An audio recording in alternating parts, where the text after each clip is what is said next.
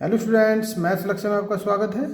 आज हम 10th maths के चैप्टर निर्देशांक ज्यामिति कोऑर्डिनेट जियोमेट्री की एक्सरसाइज 7.4 को करेंगे। इससे पहले मैंने सभी एक्सरसाइज करवा दी हैं। यदि आपने अभी तक उन वीडियोज़ को नहीं देखा है तो आप उनको ज़रूर देख लें। चलिए शुरू करते हैं क्वेश्चन नंबर 1 से।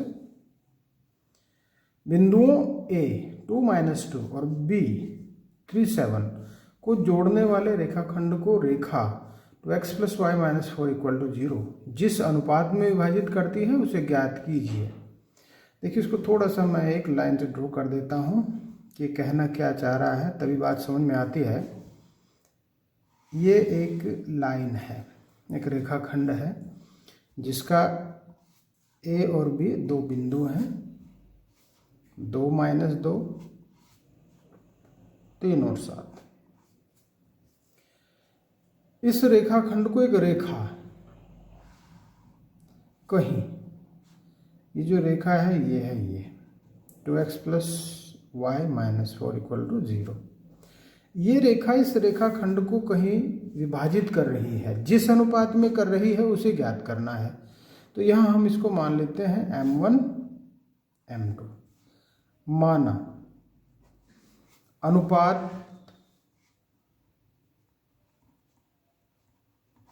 बराबर m1 अनुपात m2, इस प्रकार से हम इसको मान लेंगे।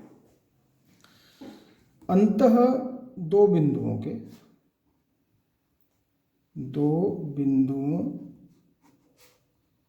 को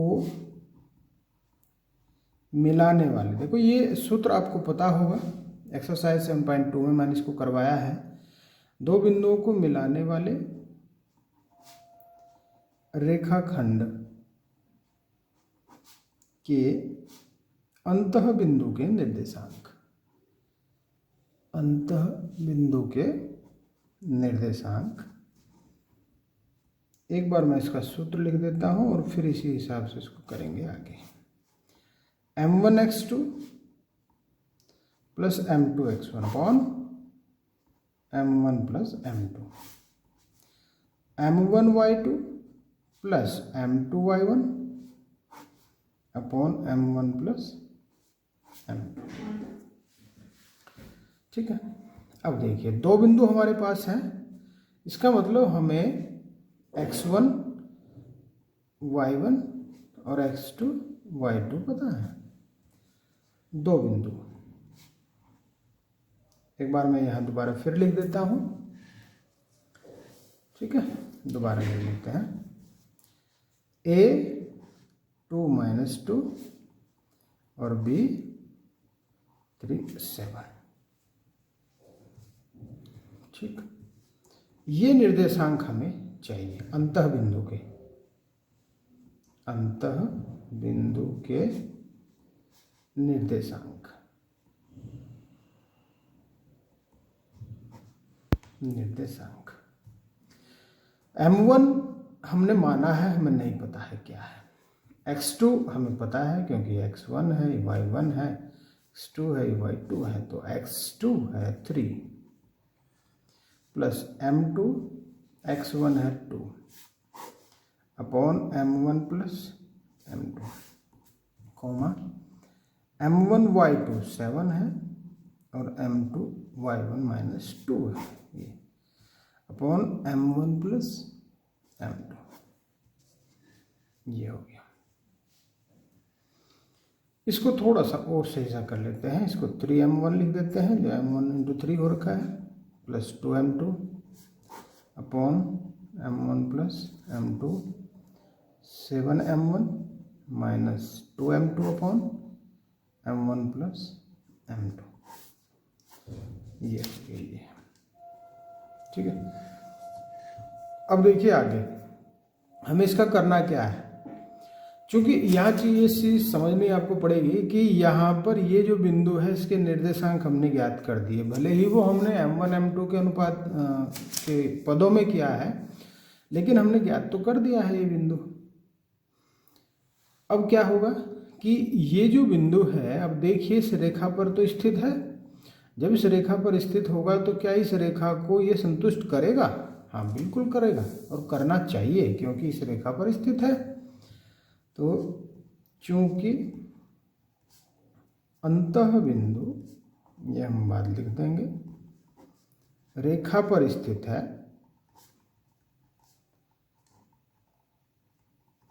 अतः बिंदु रेखा को संतुष्ट करेगा।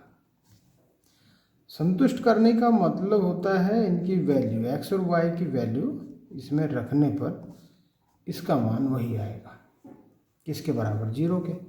देखो क्या है, रेखा क्या है, 2x + y - 4। इसी में x बराबर हम लिख देंगे 3m1 + 2m2 upon m1 + m2, और y बराबर लिख देंगे हम 7m1 - 2m2 upon m1 + m2 रखने पर, कहाँ, रेखा में रखने पर। ठीक है, चलिए रख देते हैं।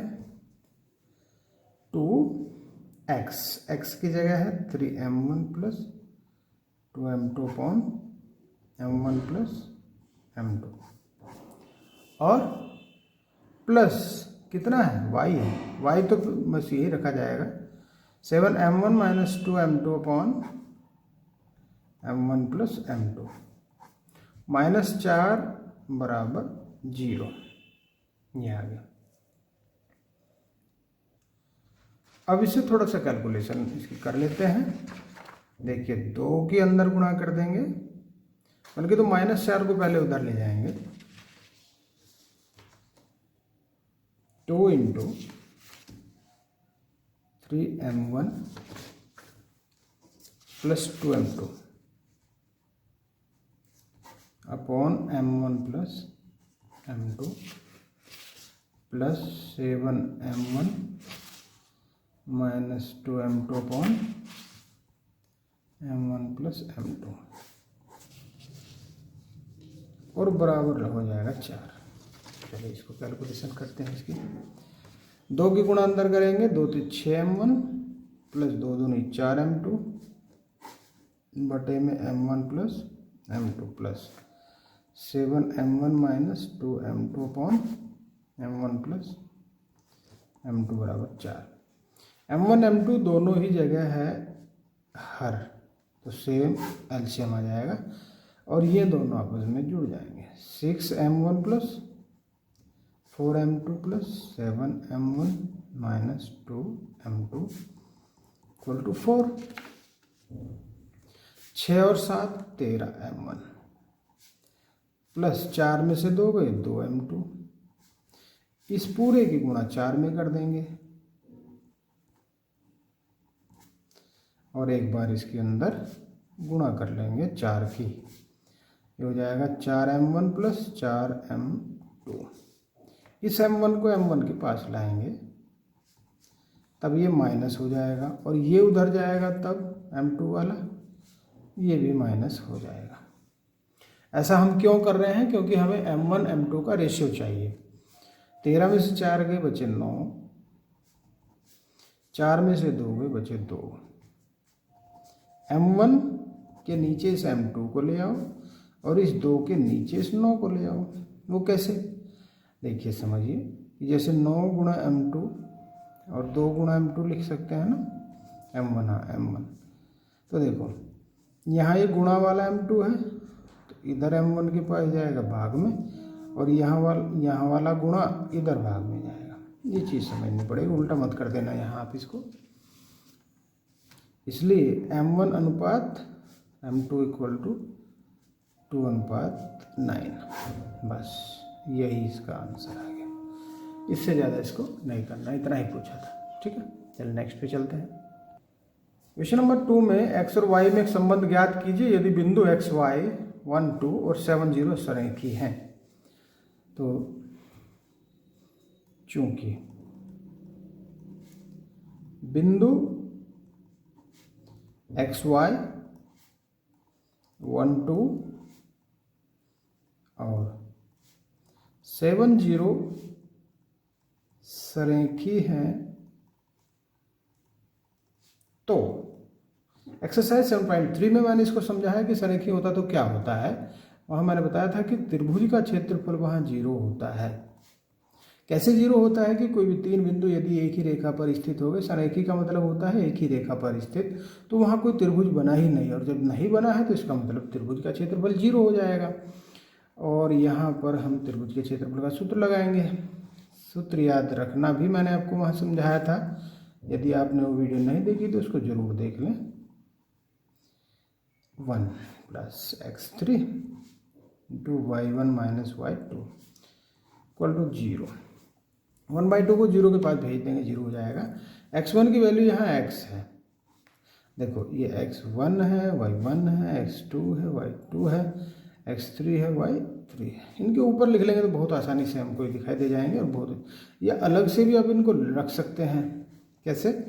जैसे x1 x, y1 y, x2 1, y2 2, x3 7 और y3 0, सबको लिख सकते हैं। चलिए y2 की वैल्यू रख देते हैं 2 - 0, x2 पता है हमें, बिल्कुल पता है, कितना है, 1 है, y3 0 - y प्लस x3 7 है, y1 y है, माइनस y2 2 है। 2 की x में गुणा कर देंगे, यहाँ 1 की माइनस y में हो जाएगी, और यहाँ 7y - 14 हो जाएगा बराबर 0। देखिए 2x और 7y में से एक y गया, 6y - 14 बराबर 0। 2 कॉमन ले सकते हैं आप, तो x + 3y - 7 बराबर 0, या यहाँ से आ जाएगा 2 भी 0 के पास पहुँच जाएगा, तो x + 3y - 7 = 0। तो देखो इसमें यही काम करना था, बस इतना सा, ये समीकरण लानी थी, आगे आपका काम नहीं है, इसका आंसर आ चुका है। ठीक है, चलिए नेक्स्ट पे चलते हैं। क्वेश्चन नंबर 3, बिंदु 3 बिंदु दे रखे हैं से होकर जाने वाले वृत्त का केंद्र ज्ञात कीजिए। बहुत इंपॉर्टेंट क्वेश्चन है, बहुत इंपॉर्टेंट है। देखिए कैसे समझना है इसको। एक वृत्त को मैं ड्रॉ कर रहा हूँ आपके लिए, ये केंद्र है और ये सारे ही बिंदु इसकी परिधि पर है। इस प्रकार से हैं ये, कहीं 6 - 6, 3 - 7, 3 3, इस प्रकार से है कहीं भी। बिल्कुल एक्यूरेट मैं काटते तल पर इसको नहीं बना रहा हूँ, ना ही इसकी आपको ज़रूरत पड़ेगी और ना वहाँ आपको शो करना है। अगर इस प्रकार से आप स्केच ड्रॉ कर देते हैं तो वेरी वेल, बहुत अच्छा, आपकी भी समझ में आएगा और आप जिसे समझाना चाहते हैं उसकी भी समझ में आएगा। ये ABC मैं कहीं भी लिख देता हूँ, कोई फ़र्क नहीं पड़ता, क्योंकि हमें ये पता है कि यहाँ से यहाँ तक की दूरी त्रिज्या कहलाती है। ये भी है त्रिज्या और ये भी त्रिज्या है। तो OA, OB और OC तीनों ही क्या है, त्रिज्या है, इसलिए आपस में बराबर हैं। बस ये चीज़ आपको समझनी पड़ेगी। और यदि ये बराबर हैं तो क्या इनके स्क्वायर भी बराबर होंगे? हाँ बिल्कुल बराबर होंगे, क्यों नहीं होंगे, स्क्वायर कर देंगे तो क्या फ़र्क पड़ गया। ठीक है, इसी का फ़ायदा उठाएंगे। अब हम क्या करेंगे कि हम एक बार OA स्क्वायर और OB स्क्वायर को इक्वल ले लेंगे। OA स्क्वायर क्या है, देखो जरा, OA स्क्वायर, लेकिन O भी हमें एक बिंदु मानना पड़ेगा और इसके लिए मैंने जगह छोड़ी है, माना वृत्त का केंद्र XY। ठीक हो गया। देखो अब 2 बिंदु हमें मिल गए, 2 बिंदुओं के बीच की दूरी ज्ञात कर देंगे। OA OB, OA है x - 3 का स्क्वायर प्लस y - 3 का स्क्वायर। और जब मैंने स्क्वायर कर दिया पहले, तो हमें रूट नहीं लगाना, अगर लगाएं तो लगा सकते हैं, ये लो, लेकिन फिर स्क्वायर करेंगे तो स्क्वायर से रूट हट जाएगा, तो कोई फ़र्क नहीं पड़ता। अगर एक लाइन बढ़ जाती है तो कोई दिक्कत नहीं आएगी। यहाँ देखो x -3 और y -7 का स्क्वायर, इसका भी इसी प्रकार से स्क्वायर कर दें। अगली लाइन में स्क्वायर से स्क्वायर रूट हट जाएगा, इधर से भी इधर से, दोनों तरफ से। बस यहाँ इसको एक बार फिर मैं लिख रहा हूँ विदाउट एनी स्क्वायर और स्क्वायर रूट, और फिर इसके बाद इसको अगली लाइन में कर देंगे। देखो यहाँ से हो जाएगा y +7 स्क्वायर होल स्क्वायर, इसको भी खोल दीजिए। देखो x² -6x + 9, किसका 3 का स्क्वायर 9, फिर यहाँ y² -6y + 9 इक्वल टू, इसको भी खोलो, स्क्वायर खोलने आते होंगे, a² -2ab + b², ये सूत्र लगा देंगे, x² -6x + 9 प्लस, इसको भी खोलेंगे, y² + 14y प्लस कितना 7 का स्क्वायर 49। चलिए अब इन सबको एक जगह लेके चलते हैं, इधर इस पूरे को लेके आ जाओ, x² -6x प्लस, मतलब कि 9 9 18 तो जोड़ ही, तो कम से कम एक काम तो करते चलें, प्लस y² -6y, इधर से x² + 6x, और 9 49 58 इधर आके माइनस, प्लस का -y² हो जाएगा, और ये माइनस के 14y, और बराबर में अब 0 बच गया। इधर हमने कुछ भी नहीं छोड़ा, तो देखिए इससे तो ये कटा, इससे ये कटा, -6x + 6x, कितने बचे, देखो कितने बचे, तो कुछ बचे ही नहीं, ये भी तो कट गया। 18 में से 58 गए -40, 6y -14y, कितने हुए -20y। ठीक है, चलो यहाँ बराबर 0 लिखा जाए, ये कुछ नहीं है, बस ये पूरा माइनस है, -40। अब देखो -20y बराबर, ये माइनस के 40 उधर जाएंगे, प्लस का हो जाएगा, और y बराबर यहाँ से -20 इसके नीचे आएंगे तो -2। तो देखो y की वैल्यू हमने ज्ञात कर दी, और अब हमें क्या चाहिए, अब हमें x की वैल्यू चाहिए। तो इसके लिए अब हमारे पास 2 ऑप्शन और बच गए, OA को OC के बराबर रख लो, या OB को OC के बराबर। पहले हमने इसे रखा, अब हम इसे रख लेंगे, OB और OC को। चलिए अगली लाइन में यही काम करेंगे हम। अब हम करेंगे ये OB² और OC² एक साथ हम रख लेंगे। इसमें क्या था, OB तो वही था, x -3 का होल स्क्वायर प्लस y -7 का होल स्क्वायर, है ना, रूट का होल स्क्वायर, और OC है x -6।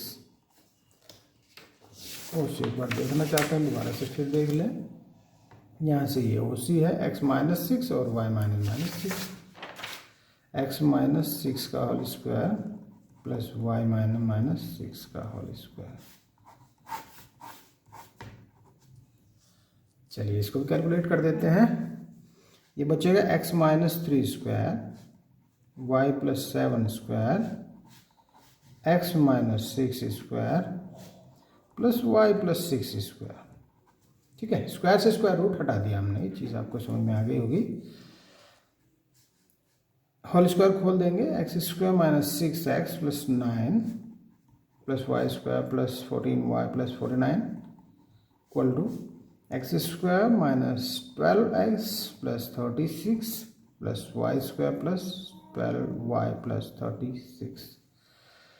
इस पूरे को उधर लेके आएंगे, x² -6x + 9 + 49 58, ये दोनों हमने पहले ही जोड़ दिए, plus y² + 14y, x² + 12x। देखो यहाँ प्लस का था, इधर आएगा तो माइनस का हुआ, ये माइनस का प्लस का हो जाएगा 36, और 36 72 हो जाएंगे, लेकिन प्लस के नहीं माइनस के, चेंज नहीं करना, मीन्स सेव नहीं करना, चेंज तो करना है, साइन चेंज होता है दूसरी ओर जब जाता है, तो एक चीज़ आप समझते हैं। y² माइनस हो जाएगा और 12y भी माइनस, और बराबर में हमने 0 छोड़ी बस। देखो किससे कुछ कटने के लिए तैयार बैठे हैं, बिल्कुल बैठे हैं, ये रहे घात लगाए बैठे हैं, इनको काटो। -6x and +12x, how many 6x, yes बिल्कुल। 12x में से 6x गए, 6x बचेंगे, और 14y में से 12y गए, 2y बचेंगे। 58 72 में से 12 में से 8 गए 4, 6 में से 5 गया 1, लेकिन कैसा, माइनस का, बराबर 0। और सरल कर सकते हैं इसको, 6x + 2y = 14, 2 और कॉमन ले लो, या एक काम करो सीधा y की वैल्यू रख दो, ठीक है। इसको मैं समीकरण नंबर 1 नाम देता हूँ। 1 में y का मान रखने पर, चलिए रख देते हैं 6x + 2y की वैल्यू -2 = 14, देन 6x - 4 = 14, और 6x = -4 उधर जाएगा 18 हो जाएगा, x बराबर 6 × 18। इसलिए वृत्त का जो केंद्र आया है वो क्या आया है, 3 और y की वैल्यू -2 जो लाए थे हम, ये आ गया वृत्त का केंद्र। तो बहुत आसान सवाल है, कॉन्सेप्ट बस यही है, केवल कॉन्सेप्ट इतना याद रखना है कि OA, OB और OC तीनों बराबर हैं, तो इनके स्क्वायर भी आपस में बराबर होंगे, ठीक है। चलिए नेक्स्ट क्वेश्चन पे चलते हैं। क्वेश्चन नंबर 4, किसी वर्ग के दो सम्मुख शीर्ष -1 2 और 3 2 हैं, वर्ग के अन्य दोनों शीर्ष ज्ञात कीजिए। वर्ग आप समझते हैं भली भांति कि वर्ग किसको कहते हैं, जिसकी सम्मुख भुजाएं बराबर होती हैं और चारों भुजाएं भी बराबर। ये सारी भुजाएं आपस में बराबर, इनके विकर्ण भी आपस में बराबर, और प्रत्येक कोण 90 डिग्री, ये वर्ग की पहचान होती है। तो इसमें दो शीर्ष A B C D, हम इस प्रकार से एक चित्र खींचकर इसको ABCD मान लेते हैं, और अच्छी बात समझ में आएगी और अच्छे से आएगी, है ना, अच्छे से कहना चाहिए। चलिए ठीक है, सम्मुख हम इन्हें भी ले सकते थे, इन्हें हमने ले ही लिया है, तो कोई फर्क इससे नहीं पड़ा होगा। ये लो, मैंने विकर्ण भी यहाँ ड्रॉ कर दिया है। देखो इसमें समझना क्या है, यदि हम AC का मध्य बिंदु ज्ञात कर दें, देखो A है -1 2 और C है 3 2, इसमें विकर्ण AC का मध्य बिंदु हम ज्ञात कर रहे हैं। पहले क्यों कर रहे हैं मैं भी बताता हूँ। देखो क्यों कर रहे हैं, AC का मध्य बिंदु अगर हमने ज्ञात कर दिया तो ये मध्य बिंदु इस BD का भी तो मध्य बिंदु होगा और सेम जगह होगा, इसलिए हम इसको ज्ञात कर रहे हैं, क्योंकि हमें इसके निर्देशांक चाहिए B और D के मध्य बिंदु। -1 में 3 जोड़ेंगे, भुज में भुज को जोड़ेंगे, आधा कर देंगे, कोटि में कोटि को जोड़ेंगे, आधा कर देंगे। ये भुज होता है, ये कोटि होता है। चलिए कर देते हैं, 3 में से 1 गया 2 बटे 2, 4 बटे 2, कितना हुआ 1 हुआ, 2 हुआ। मध्य बिंदु ज्ञात कर दिया। अब हम विकर्ण की लंबाई भी ज्ञात कर सकते हैं। विकर्ण AC, दो बिंदुओं के बीच की दूरी तो हम जानते हैं सूत्र, -1 -3² और 2 -2²। देखो ये तो -4 आ जाएगा और ये 0 आ जाएगा, 16 + 0, तो ये तो 16 ही आ गया और ये 4 आ गया, इतने मात्रक। विकर्ण AC भी आ गया। तो देखिए हमारे पास क्या क्या चीज़ आ गई, ये हमें पता लग गया कि ये बिंदु है 1 2, ये वाला, और ये पता लग गया हमें कि AC है 4, तो क्या BD 4 नहीं होगा। अतः विकर्ण BD किसके बराबर, AC के, और ये कितना है 4 मात्रक हो गया। तो देखिए जब BD पूरा 4 है तो क्या ये बिंदु इसे मैं O मान लेता हूँ, तो OB या OD ये दो नहीं हो जाएगा, क्योंकि ये तो मध्य बिंदु है इसका, 2 इधर हो जाएगा, 2 इधर हो जाएगा। एक बार थोड़ा सा इसको एक और जगह आप इसको देख सकते हैं, कार्तीय तल पर आप इसको देखें अगर तो कहाँ होगा, देखो जरा, कार्तीय तल में इसको बना रहा हूँ, ये ड्रॉ करना आप पे आना चाहिए, नहीं ग्राफ पेपर आपके पास है तो आप इससे काम चला सकते हैं। ये मूल बिंदु हो गया O।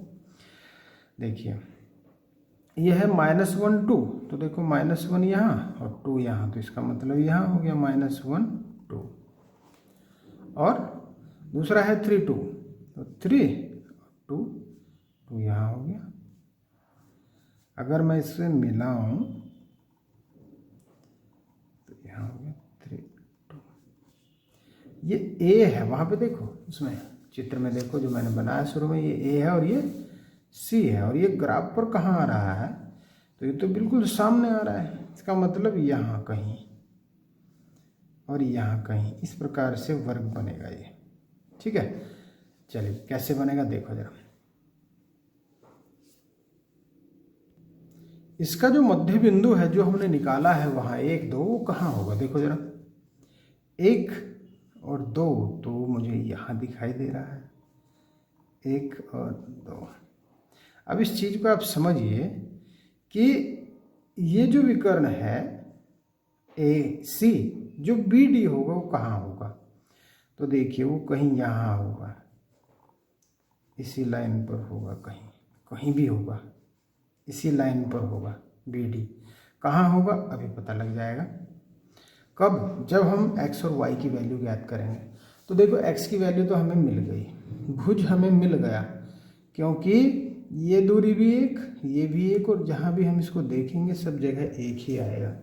तो क्या भुज हमें मिल चुका है x की वैल्यू, हम बिल्कुल मिल चुका है, एक शीर्ष हमें x जरूर मिल गया है। तो हम ये लिखेंगे कि चूंकि शेष दोनों बिंदु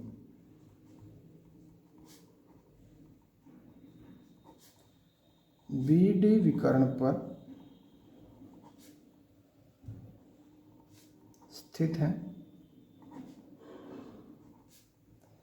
अतः भुज सदैव एक ही होगा। किसका, B और D का, दोनों की बात हो रही है, बस और की बात नहीं करनी हमें, एक होगा।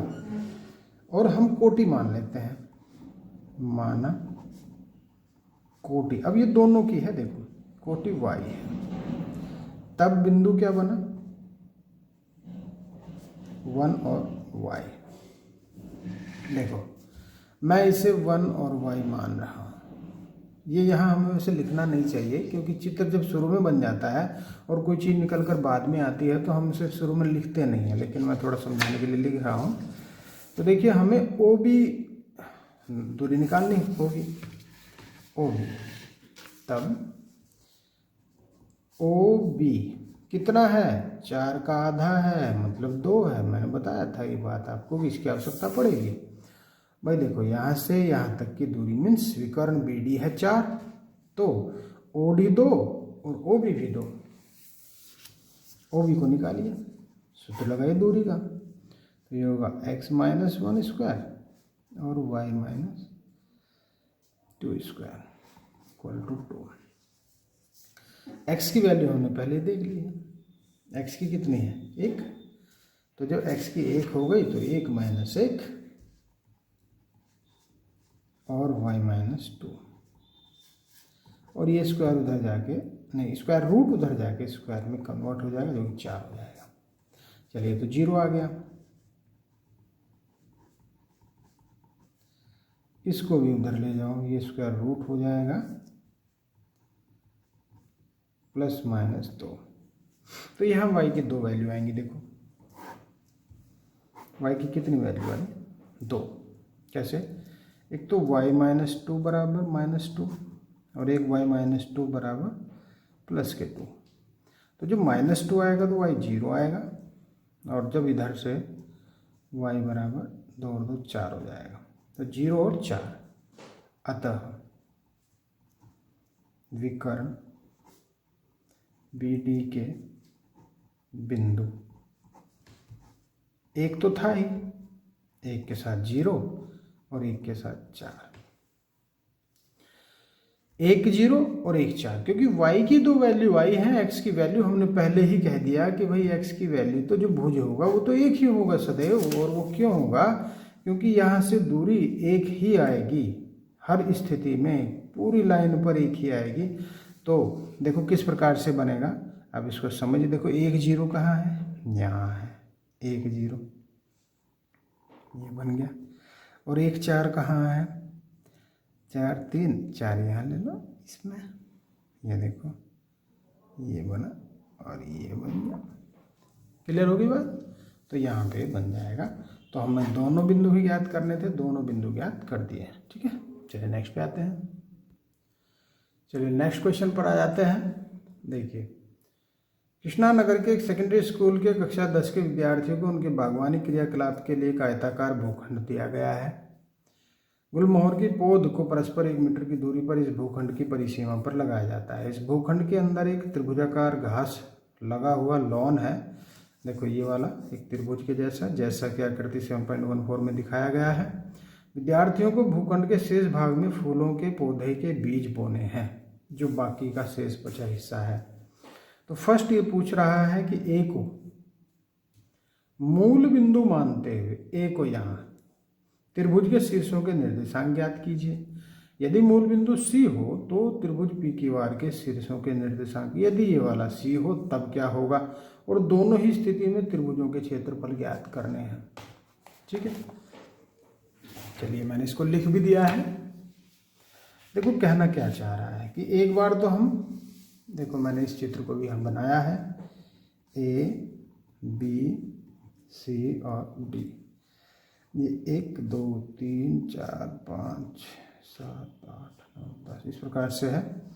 1 2 3 4 5 6 7, ठीक है, ऐसे है।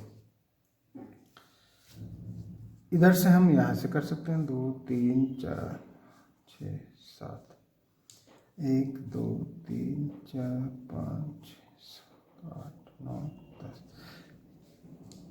11 12, ऐसे कर सकते हैं। देखिए जब बिंदु ए है, हम फर्स्ट को सॉल्यूशन कर रहे हैं फर्स्ट का। देखिए फर्स्ट में बोल रहा है कि जब मूल बिंदु ए है तब इसके निर्देशांक बताने हैं। मूल बिंदु ए होने पर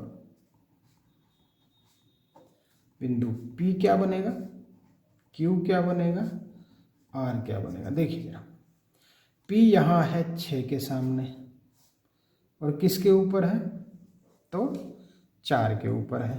इसका मतलब 4 पहले 6 बाद में लिखा जाएगा। तो ये हो जाएगा 4 6। ये चीज़ आपको पता है, बिल्कुल बेसिक बात है। इसकी सबसे पहली बात यही सिखाई जाती है कोऑर्डिनेट में कि पहले भुज मीन्स एक्स अक्ष, फिर वाई अक्ष को लिखा जाता है।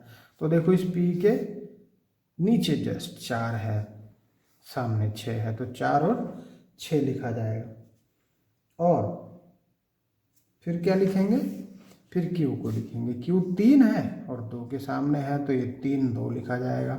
देखो 3 के ऊपर 2 के सामने। और क्या बचा, R को देखो 6 के ऊपर 5 के सामने, तो 6 5। अब इसके बाद मूल बिंदु, सेकंड बात मैं यही लिख रहा हूं, मूल बिंदु सी होने पर देखो इसकी 2 कंडीशन है। 2 कंडीशन कौन सी हैं, 2 ये है कि यदि हम मूल बिंदु इस प्रकार से इसको मान लें, देखो इसको इस प्रकार से यहाँ कि जैसे मान लीजिए सी है, तो फिर ये तो दोनों लाइंस यहाँ और यहाँ आएंगी, तो दोनों ही माइनस में जाएंगी। लेकिन दूरी चूंकि प्लस में ही लिखी जाती है, इसलिए आप प्लस मान के चलेंगे कि इधर ये हिस्सा इसी प्रकार से आएगा। तो देखो यहाँ पी पर आने के लिए कहाँ आना पड़ा, 11 पर आना पड़ा, तो 11 है ना, और यहाँ कहाँ आना पड़ा, 2 पर, तो ये हो जाएगा 11 2, सिंपल सी बात है, 11 और 2,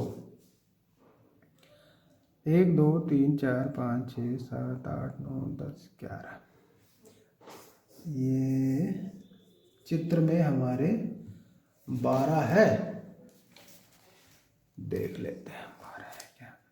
1 2 3 4 5 6 7 8 9 10 11, बिल्कुल सही 12 है, और सामने है 1 2 के, तो ये 12 2 है।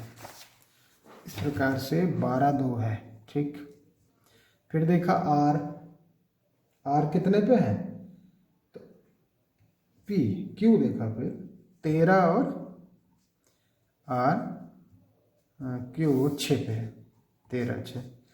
फिर देखा आर तो 3 और 9, बल्कि 10, एक थोड़ा मिस हो गया मैंने यहाँ लाइन में, यहाँ नहीं, 10 और 3,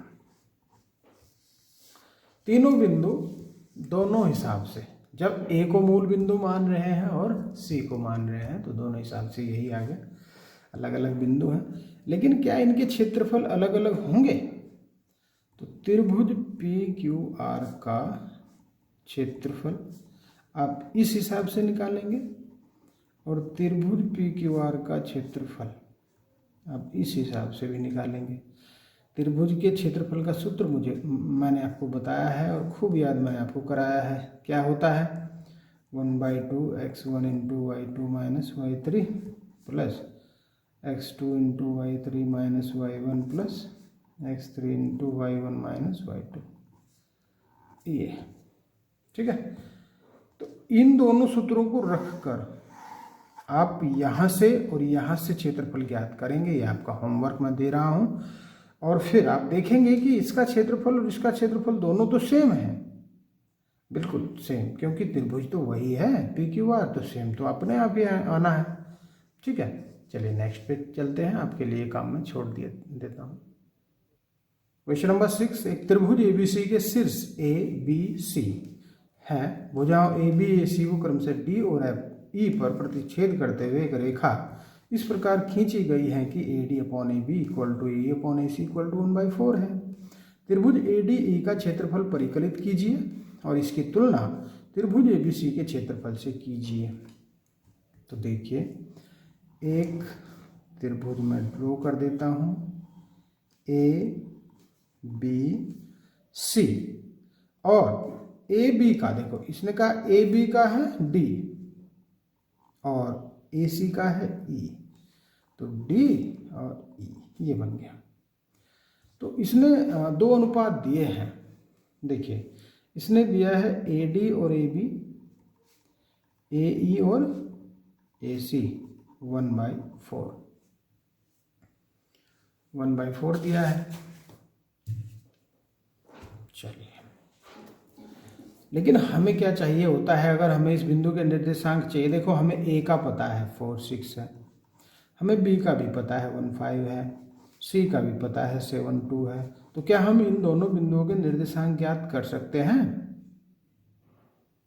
कर सकते हैं, हम बिल्कुल कर सकते हैं। अगर हमें ये रेशियो पता लग जाए तो दो बिंदुओं द्वारा जोड़े गए रेखाखंड के अंतः बिंदु के निर्देशांक का सूत्र हमें पता है एक्सरसाइज 7.2 के अकॉर्डिंग। तो लेकिन हमें यहाँ AD और DB का चाहिए अनुपात यहाँ, लेकिन यहाँ तो AD और AB का दिया है। तो देखिए हम क्या करेंगे, AD बटे AB बराबर 1/4 को ले लेंगे। फिर क्या करेंगे कि AD तो AD ही रहेगा, लेकिन AB को क्या हम AD और DB लिख सकते हैं? तो हम बिल्कुल लिख सकते हैं, लिख दिया, ये भी हो गया। अब क्या कर सकते हैं, 4 की AD में गुणा कर लेंगे और इस पूरे की 1 में गुणा हो जाएगी। AD को AD के पास भेजो तो देखो AD तो 3 AD आ जाएगा, और AD और BD का जो अनुपात आएगा वो 1/3 आएगा। ऐसे कैसे आ गया? क्योंकि यहाँ पर जब कुछ नहीं है तो क्या एक लिख सकते हैं गुणा में? हाँ बिल्कुल लिख सकते हैं। तो देखो ये जो बी डी है ये नीचे आ गया, 3 इसके एक के नीचे आ गया, तो ए डी और बी डी 1 और 3 मीन्स M1 और M2 जो हमें चाहिए होते हैं वो हमें मिल गए हैं। 2 बिंदु भी हमारे पास हैं, A 4 6 और B 1 5। अंतः बिंदु के निर्देशांक या D इक्वल टू क्या आएगा? देखो M into M1 into X2 plus M2 into X1 upon M1 plus M2। ठीक है। हाँ, एक काम कर सकते थे कि M1 की वैल्यू भी यही रख लेते, लेकिन कोई बात नहीं, एक बार सूत्र जैसे आपको पता लग गया तो M1 तो है ये, M2 है ये, 1 गुणा 1 और 3 गुणा 4 बटे 1 प्लस 3, ये हुआ 1 प्लस 12 बटे 4। ठीक है। डी एक ही लिखा है मैंने, भुज भुज लिखा है, कोटि भी तो लिखनी पड़ेगी। M1 into Y2 5, M2 into Y1 6। ये ना पढ़ा जाए, ये मत पढ़ना, क्योंकि ये नहीं, ब्रैकेट यहाँ लगेगा यहाँ नहीं लगेगा, तो इसको रीड मत करना, इसको करना। 5M1, M1 की वैल्यू हम रख देंगे, M1 की वैल्यू है 1, M2 की वैल्यू 3 अपॉन 1 प्लस 3, तो ये 13/4 हो जाएगा, और ये 5 और 6 18 बटे 4, ये हो गया 13/4, और ये 18 5 23/4, 13/4 और 23/4, ये आ गया डी। तो क्या इसी प्रकार से हम बिंदु ई भी निकाल सकते हैं? बिल्कुल निकाल सकते हैं, सही समझे आप, ई भी निकालो।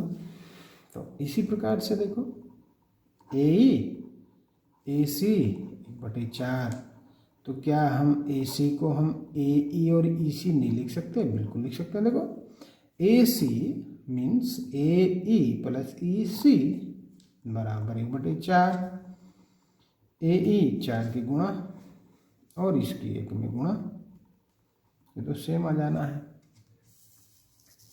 फिर ए ई इधर आएगा तो 3 ए ई बराबर ई सी, तो यहाँ भी देखो ए ई और ई सी का जो अनुपात आया है 1:3 आया है, और यहाँ का M1 M2 भी 1 और 3 ही आएंगे। अब हमें चाहिए बिंदु ई के लिए वही 1 इंटू बिंदु क्या है यहाँ 4 6 और 7 2 बिंदु है 4 6 7 2 बिंदु, चलो ऐसे लिख दिया मैंने। तो 1 गुणा 7 3 गुणा 4 बटे 1 प्लस 3, और 1 गुणा 2 3 गुणा 6 बटे 1 प्लस 3, ये भी हो गया। तो ये 7 प्लस 12/4, और यहाँ 2 प्लस 6 18 बटे 4।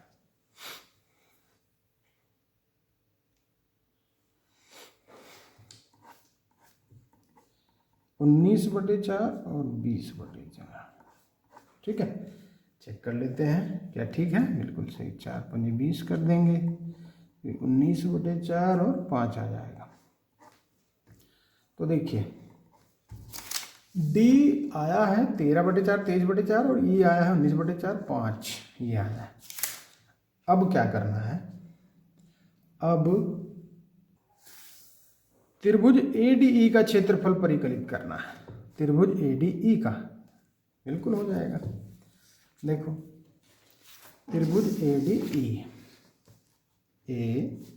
डी ई, ए के कितना क्या है निर्देशांक 4, 6। बी डी के अभी हम लाए हैं 13/4 और 23/4। ई के लाए हैं 19/4 और 5। एरिया ऑफ ADE याद कर देंगे और उसके लिए सूत्र फिर वही लगाना पड़ेगा, 1/2 into x1 y1 x2 y2 x3 y3। x1 को लिखेंगे पहले, फिर y2 minus y3 plus x2 y3 minus y1 plus 19/4 y1 minus y2। Calculation कर देते हैं। 4 गुणा 4 पंजे 20 कितना बचा 3/4। 5 में 6 माइनस के 13/4 हो जाएगा ये, और ये 19/4 गुणा 4 6 24 में से 23 गया 1/4। और कैलकुलेशन करो, 4 से 4 काटो, 3 बचा माइनस के 13/4 और ये बचा प्लस के 19/16। और करते हैं, चलिए और कर देते हैं।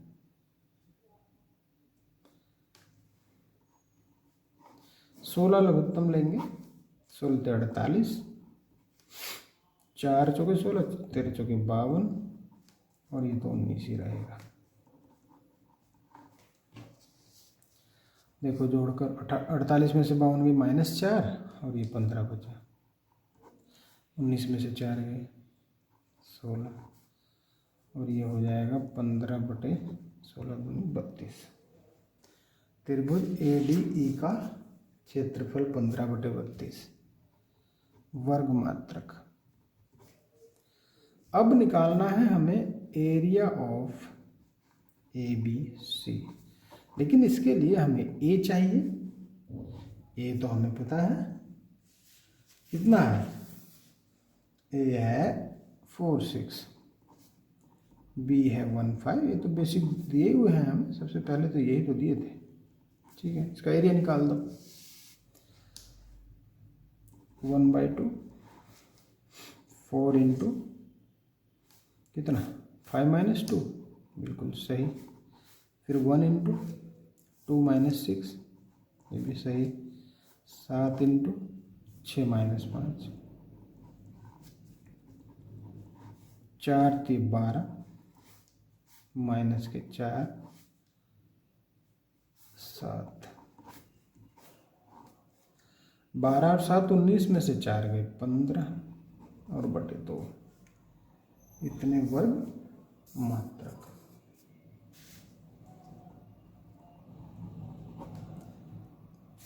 अब इसने कुछ कहा है तो इसकी और सुन लेते हैं। इसके बाद भी इसने कुछ बोला है क्या?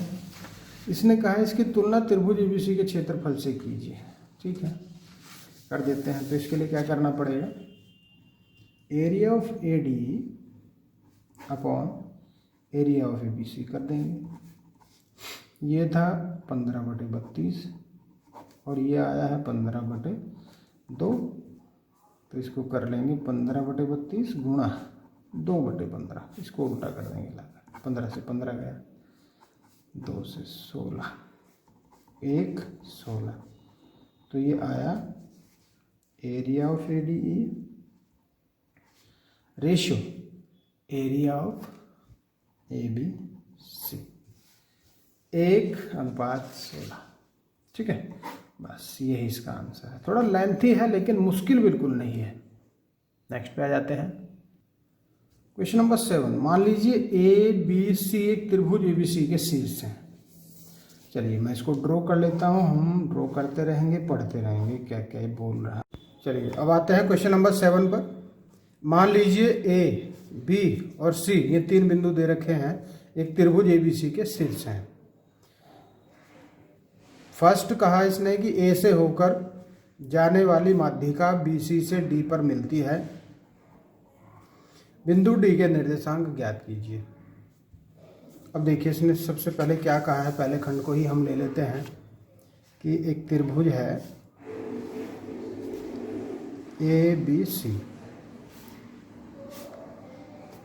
ABC। A है 4 2, B है 6 5 और C 1 4। कहीं भी बिंदु हमने ले ली ABC।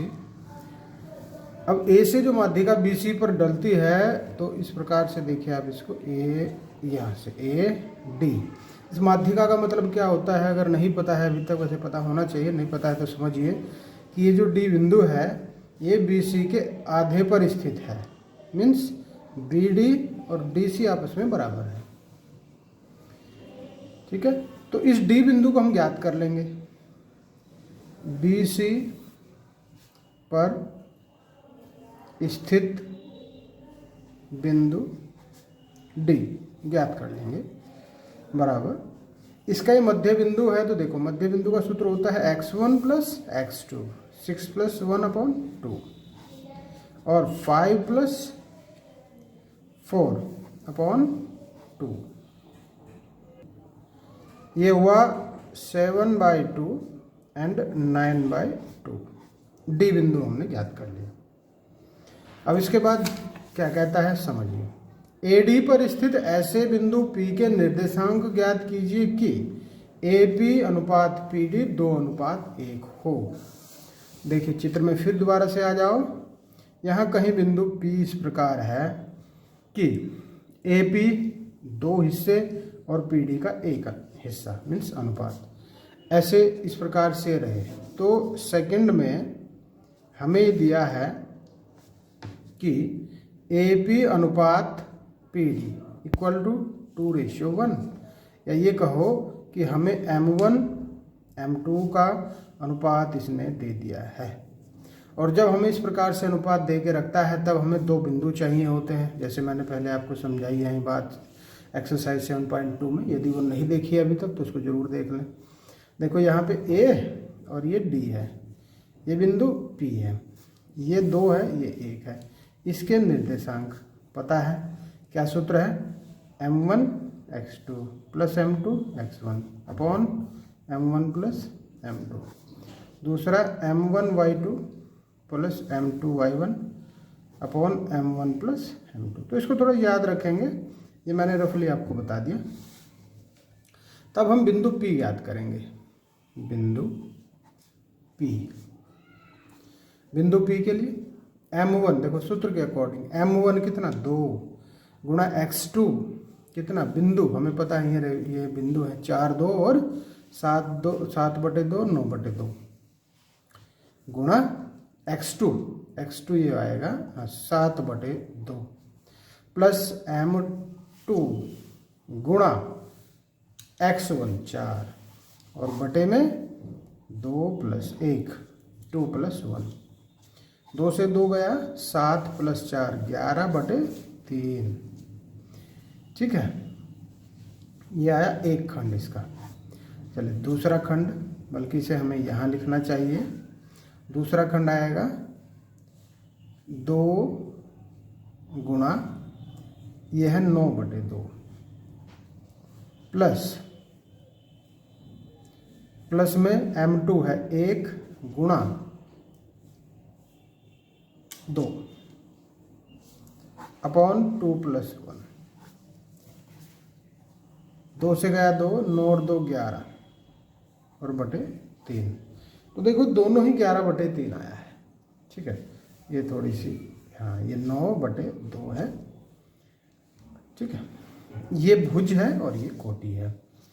अब इसके बाद इसने क्या कहा है, इसकी और बात समझते हैं। इसने ये कहा कि माध्यिकाओं BE और CF पर ऐसे बिंदुओं Q और R के निर्देशांक ज्ञात कीजिए कि BQ QE का अनुपात भी 2:1 हो और CR RF का भी 2:1 हो। तो यही काम जो हमने सेकंड में किया है यही हमें 2 बार फिर करना पड़ेगा। चलिए इसको भी करते हैं एक बार फिर। इस चित्र को आप देख सकते हैं, से इस प्रकार से माध्यिका अगर हम इस पर डालें, यहाँ देखो बी ई, और सी से अगर डालें तो सी एफ। यहाँ जहाँ पी है एक क्यू बिंदु है, इधर से बी क्यू ई, और एक बिंदु बन जाएगा सी आर या एफ। तो क्यू के लिए हम निर्देशांक ज्ञात करेंगे। क्यू का क्या आएगा, एक चीज यहाँ पे प्रूफ हो जाएगी। क्यू क्या आएगा, देखिए कैसे करेंगे। बी क्यू अनुपात, ये हम कौन सा कर रहे हैं, थर्ड, ये थर्ड कर रहे हैं। बी क्यू क्यू ई 2:1, और बी बिंदु के निर्देशांक 6, 5। ई बिंदु हमें पता नहीं, अब नहीं पता तो क्या करेंगे, पता करेंगे। कैसे, ए सी का मध्य बिंदु, ई है ए सी का मध्य बिंदु, और मध्य बिंदु के लिए वही मध्य बिंदु का सूत्र लगाएंगे। ये 4 है, ये 1 है, 4 + 1/2, 2 + 4 डिवाइड बाई 2, तो ये हो गया 5/2, और ये हो गया 6/2 मीन्स 3। ई भी हमने ज्ञात कर लिया है, तो 2 बिंदु हमें पता है और रेशियो भी हमें पता लग गया। तो बिंदु क्यू ज्ञात करना है, बिंदु क्यू। M1 कितना, 2 गुणा x2 प्लस M2 गुणा x1 अपॉन 2 + 1, फिर M2 गुणा y2 प्लस M1 गुणा y1 अपॉन 2 + 1। देखिए 2 से गया 2, 6 और 5 हो गए 11, और अपॉन आया 3, फिर यहाँ भी 3 दूनी 6 और 5 11/3। बिंदु क्यू भी आ गया। इसी प्रकार से बिंदु क्यू के बाद बिंदु पी आर भी निकालेंगे। देखिए यहाँ से आर, इस चित्र पर फिर आ जाइए, ये आर हमें चाहिए। आर के लिए भी इसने कहा है कि सी पी और पी एफ, नहीं सॉरी, सी आर और आर एफ। सी आर अब हमें किसके लिए चाहिए, आर के लिए। सी आर और आर एफ ये भी 2:1 दिया है। सी बिंदु पहले से ज्ञात है, सी बिंदु है 1,4, और आर हमें नहीं पता, ये तो ज्ञात ही करना है। लेकिन आर जहाँ है वो किसके बीच में है, सी और एफ के, तो हमें तो एफ चाहिए। पहले एफ चाहिए तो क्या करेंगे, हम करेंगे ये कि हम ए बी का मध्य बिंदु ज्ञात कर देंगे। ए बी का मध्य बिंदु करना आप जानते हैं। ए के निर्देशांक 4, 2 हैं और इसके 6, 5 हैं, तो 4 + 6/2 और 2 + 5/2, ये आ गया 6, 4 10/2 5, और ये 7/2। अब आर निकालने के लिए फिर वही प्रोसेस। रेशियो तो हमें पता है, 2, 1 M1 M2 हमें पता है। M1 गुणा x2 प्लस M2 गुणा x1 अपॉन 2 + 1, और M2 गुणा y2, M1 गुणा y2 प्लस M2 गुणा y1 अपॉन 2। 5 दूनी 10 और 1 11/3, और यहाँ भी देखो 2 से 2 गया, 7 4 11 अपॉन, हाँ 2 + 1 आएगा 3, 11/3।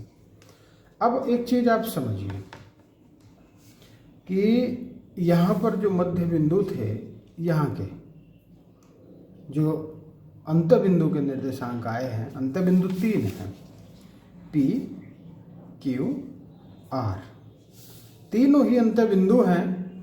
तो ये तीनों ही क्या आए हैं, ध्यान दीजिए, 11/3 11/3, ये भी है 11/3 11/3, और ये भी आया है 11/3 और 11/3।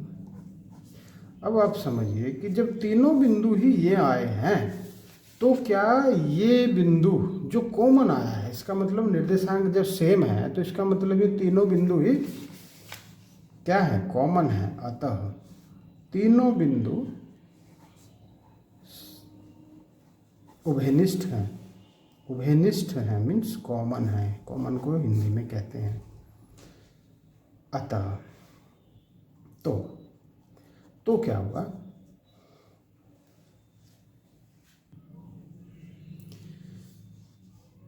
वह बिंदु जो तीनों माध्यिकाओं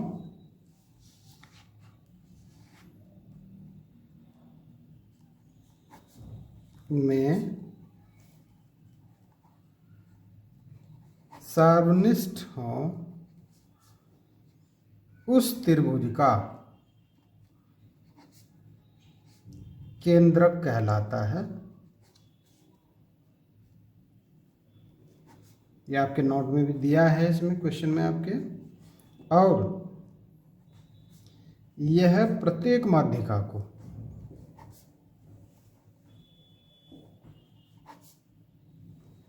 दो अनुपात एक में विभाजित करता है। तो ये चीज़ आपको ध्यान भी रखनी पड़ेगी, जो कि हमने भी प्रूव की है। इसके बाद एक पांचवा खंड भी इसका बचा है, उस खंड को भी हमें करना है। ठीक है, ये जो हमने यहाँ से लिखा है ये इसका चौथा खंड हो गया कि हम ये चीज़ देखते हैं। चौथे खंड में तो पूछ रहा है कि आप क्या देखते हैं, तो हम ये चीज़ देखते हैं। अब पांचवें खंड पे आओ। अब पांचवी बात को देखेंगे। यदि ए B C x1 y1 x2 y2 x3 y3 त्रिभुज ABC के शीर्ष हैं, तो इस त्रिभुज के केंद्र के निर्देशांक ज्ञात कीजिए। यदि ऐसा है तो इनको ज्ञात भी करना है, केंद्र के निर्देशांक ज्ञात करने हैं। और एक यहाँ से ये समझिए कि एक सूत्र प्रूव हो जाएगा। देखिए पांचवें खंड में तीन बिंदु हैं, ए के x1 y1, बी का x2 y2, सी x3 y3। देखो इसको मैं ड्रॉ कर रहा हूँ एक बार फिर से। A B C x1 y1 x2 y2 x3 y3। केंद्र के निर्देशांक ज्ञात करने हैं। क्या सूत्र होता है उसे हमें प्रूव करना है।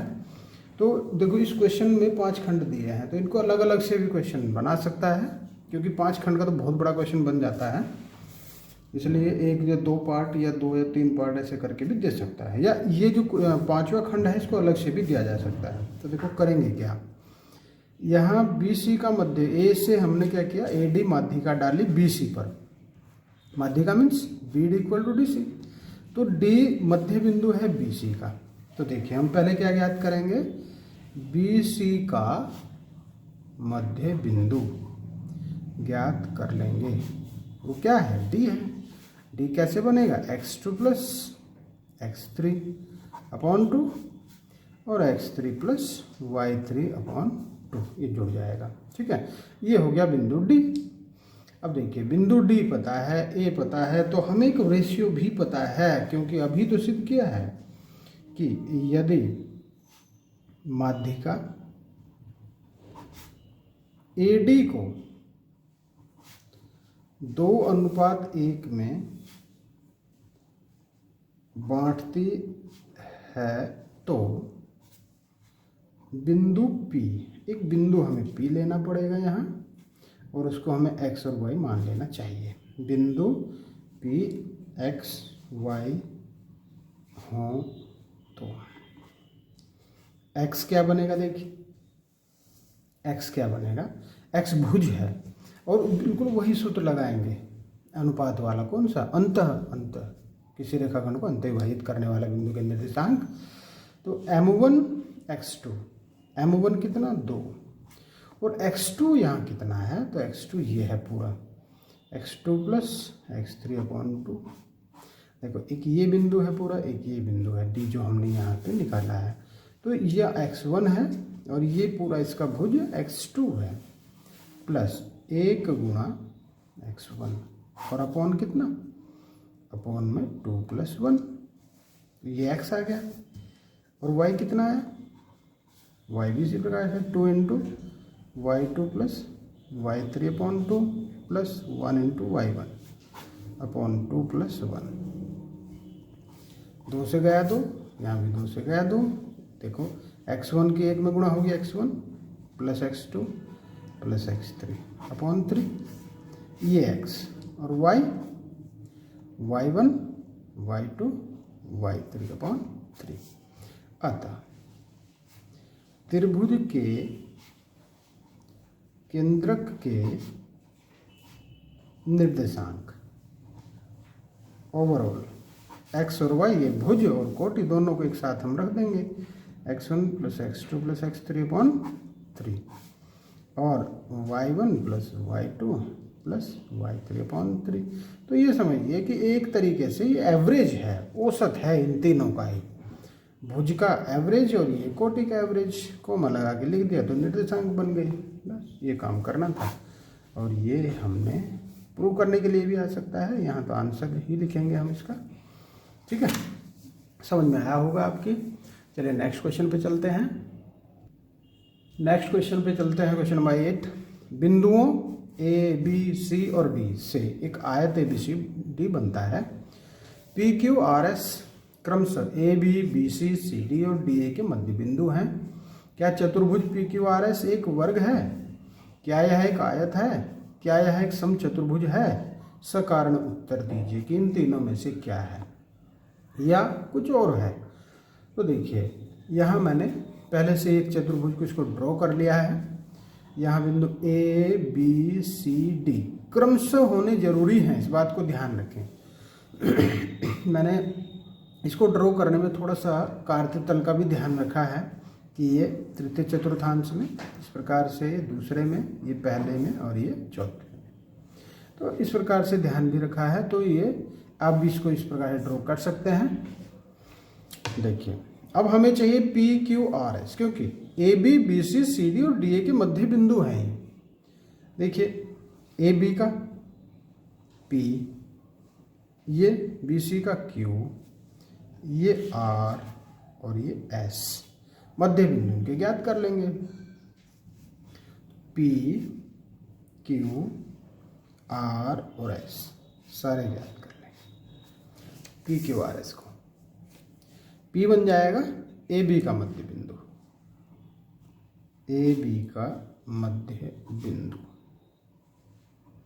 और ये हो जाएगा -1 -1/2 और 4 -1/2, तो ये हो जाएगा -2/2 और 3/2, मीन्स -1 और 3/2। फिर Q किसका है?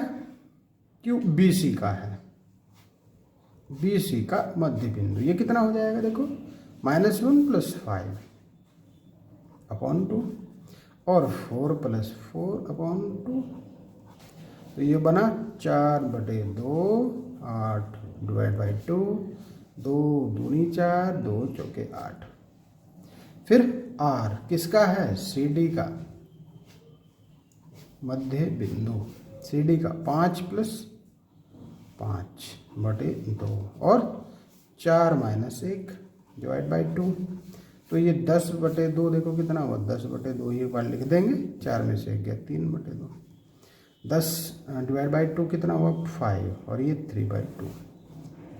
फिर S को देखो, S किसका मध्य बिंदु? DA का, DA का 5 - 1/2 और -1 -1/2, तो ये हुआ 5 में से क्या 4 और ये -2/2, ये हुआ 2 और ये -1। चारों बिंदु हमने ज्ञात कर लिए हैं। तो एक बार थोड़ा और इसको ड्रॉ कर लेते हैं, इसकी लाइन रेखाखंड को मिला लेते हैं, है ना। यहाँ से इसको भी मिलाया, इसको भी मिलाया। तो ये है, ये क्या है? आयत है, वर्ग है या समचतुर्भुज है? ये प्रूव करना है। अब देखिए, PQ हमें पता है, QR आर एस और क्यू पी क्यू सब चीज़ ज्ञात कर लेंगे क्योंकि बिंदु हमें चारों पता है। तो हमें यहाँ ज्ञात क्या करना पड़ेगा, हमें पी क्यू चाहिए, क्यू आर चाहिए, आर एस चाहिए, एस पी चाहिए और विकर्ण भी चाहिए, पी आर चाहिए, क्यू एस चाहिए। तो हम भुजा ज्ञात करेंगे। भुजा पी क्यू मीन्स पी और क्यू के बीच की दूरी, और वो किससे निकलेगी, पी और क्यू दो बिंदु हमारे पास हैं उनसे निकलेगी। देखो -1 -2 का होल स्क्वायर और 3/2 -4 का होल स्क्वायर, तो ये हो जाएगा -3 का होल स्क्वायर प्लस 2 चौके 8, 3 में से 8 गए -5/2, ये हो जाएगा 9 प्लस 25/4, 4 9 चौके 36, 25 61/4। ठीक है, और इस प्रकार इसको लिख देंगे। नीचे का रूट हट जाएगा, वैसे कोई ज़रूरत भी नहीं, छोड़ सकते हैं। अब आएगा क्यू आर। देखिए क्यू आर में क्या आएगा, ये दो बिंदु हम लेंगे क्यू और आर, 2 4 और 5 3 2, तो 2 में से 5 गए और 4 में से 3/2 गए, -3 और 4 दूनी 8 में से 3 गए 5/2, ये हुआ 9 प्लस 25/4, तो फाइनली ये भी रूट 61/4 आएगा। अब हमें चाहिए आर एस। आर एस ये दोनों हैं, 5 में से 2 गया और 3/2 में से -1 जाएगा, तो इन दोनों जुड़ जाएंगे। तो देखो 3 स्क्वायर प्लस ये प्लस हो जाएगा, 2 एकम 2 और 3 5/2 प्लस का आएगा 9 प्लस 25/4, 4 9 36 और 25 61/4, ये भी सेम आ गया। अब इसके बाद चाहिए हमें एस पी। एस पी में दो बिंदु हैं -1 और -2 और कोटि है 3/2 -1, ये -3 हुआ और ये प्लस प्लस हो जाए, ये माइनस प्लस हो जाएगा, 2 एकम 2 3 5/2 प्लस का हो जाएगा 9 प्लस 25/4, 9 4 9 चौके 36 और 25 61/4। ये भी देखो चारों भुजाएं ही बराबर आई हैं। अब हमें चाहिए विकर्ण। विकर्ण इसमें क्या क्या है देखो जरा, विकर्ण है पी आर और क्यू एस। पी आर, तो हमें पी और आर बिंदु चाहिए, हमें दो बिंदु चाहिए पी और आर, इनके बीच की दूरी ज्ञात कर लेंगे, -1 -5 और 3/2 -3/2, ये हो जाएंगे -6 का स्क्वायर प्लस 0 मीन्स 6 बन जाएगा ये तो, क्योंकि -6 का वर्ग 36 का वर्गमूल तो 6।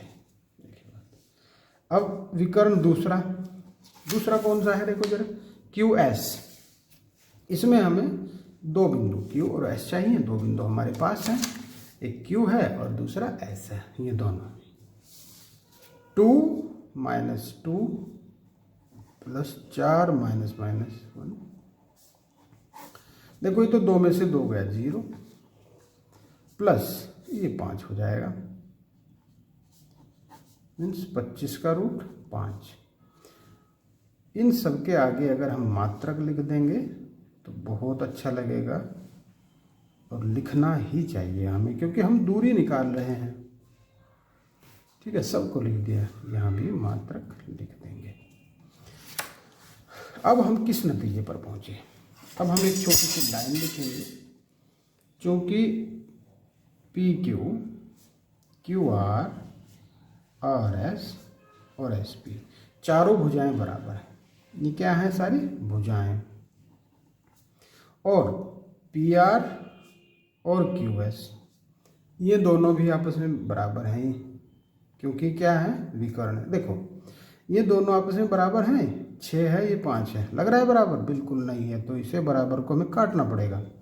कि पी आर क्यू एस बराबर नहीं है, तब हम लिखेंगे तो चतुर्भुज पी क्यू आर एस एक समचतुर्भुज है, क्योंकि ये जो कंडीशन बनती है ये समचतुर्भुज की होती है कि भुजाएं तो बराबर हों लेकिन विकर्ण बराबर ना हो तो वो समचतुर्भुज होता है। बस ये इसका आंसर आ गया, इससे ज़्यादा इसको करना नहीं था। ठीक है, मैंने एक्सरसाइज 7.1 2 3 4 सारी आपको करवा दी हैं। आपकी समझ में एक बार में नहीं आती हैं तो पॉज कर करके देखिए, दोबारा से फिर इसको रिपीट कर करके देख सकते हैं आप। और इससे पहले भी जितने भी चैप्टर हैं उन सभी को भी मैंने करवा दिया है, तो आप इन सबको देखिए और अपने मैथ्स को स्ट्रॉन्ग करिए और अच्छे से एग्ज़ाम में तैयारी से जाइए। ठीक है, ओके, थैंक यू।